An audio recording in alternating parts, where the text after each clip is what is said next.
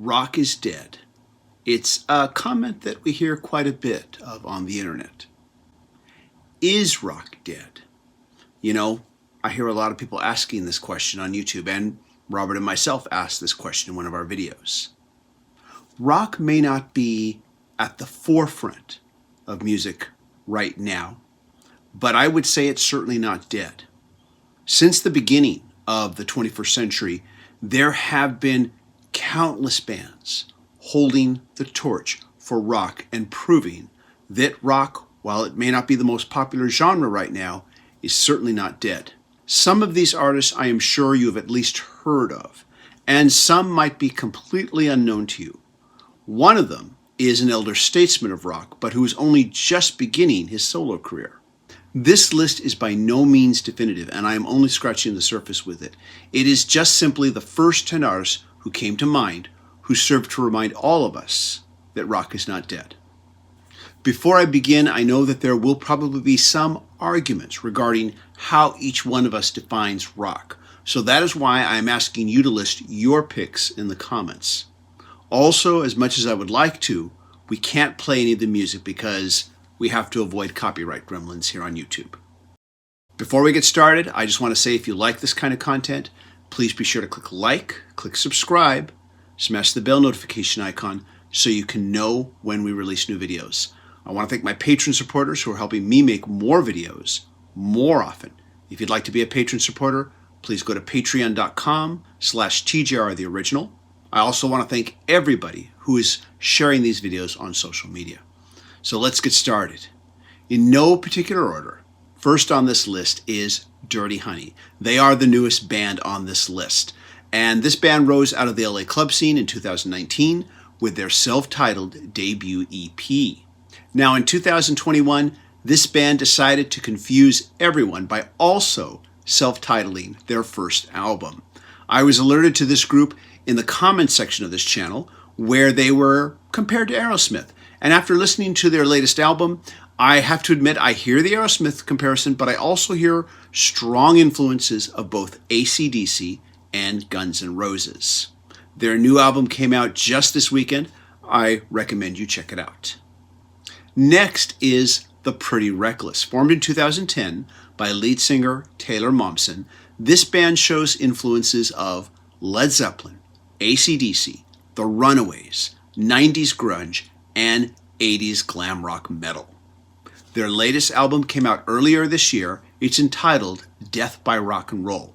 This and their two previous releases, Who You Selling For and Going to Hell, are absolutely blistering hard rock that you need to check out. This brings us to Rival Sons.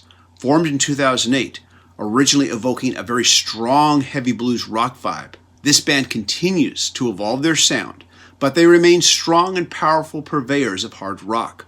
Their last album, 2019's Pharaoh Roots, was nominated for 2 awards at the 2020 Grammys, one for Best Rock Album and the other for Best Rock Performance. And just like The Pretty Reckless, I gave both of these artists very positive reviews on this channel. Next is Billy F. Gibbons, best known for his work with a little Texas band called ZZ Top, and also for being known as the coolest guy in the room. Yeah, I know, he's not new, but he began his solo career in 2015 with Perfectamundo, which is why he makes this list. Now, this album was a bit of a departure for him.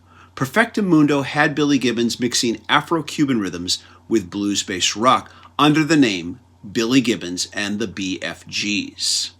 But in 2018, he released the best album of gritty, dirty, boogie-woogie blues rock that ZZ Top didn't record, entitled The Big Bad Blues, but this time as Billy F. Gibbons.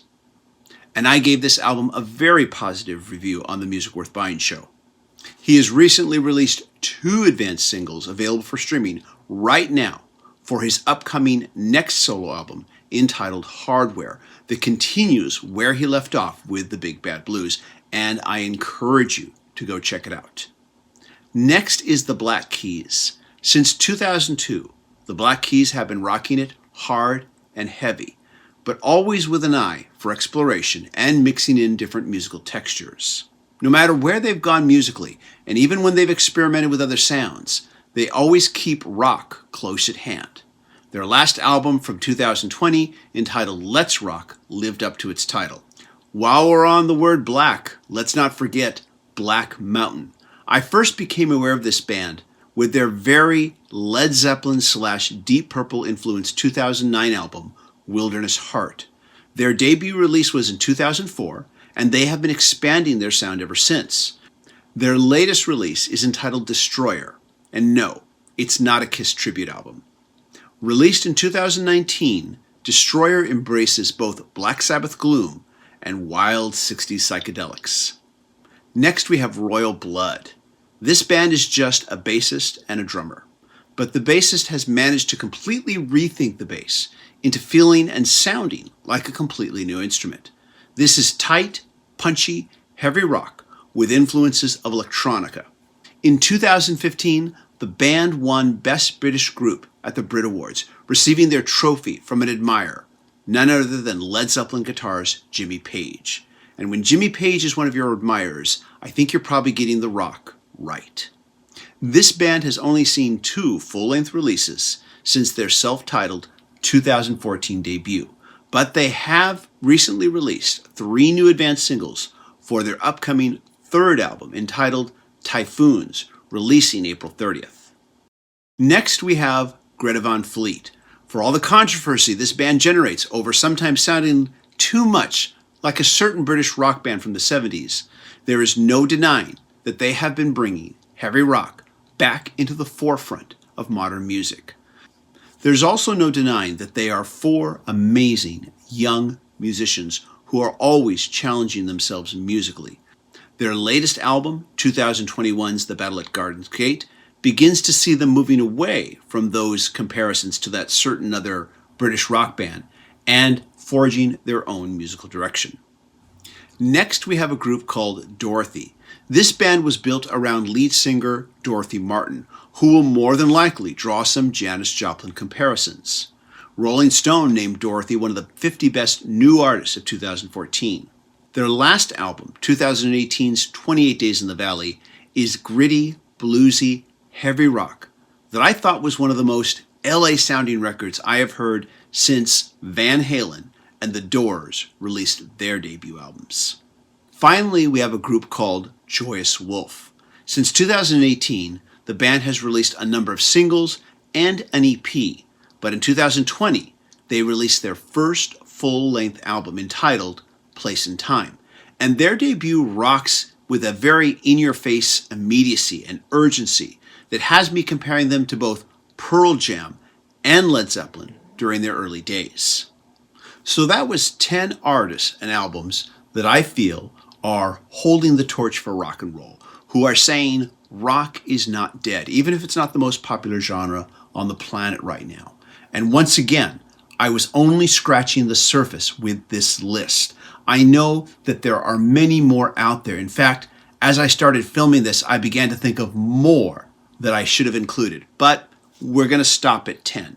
So please leave a comment and let everyone else know who I left out, and maybe I'll make another one of these videos. Everybody, thank you so much for watching, and I hope you all stay safe and healthy. Bye-bye.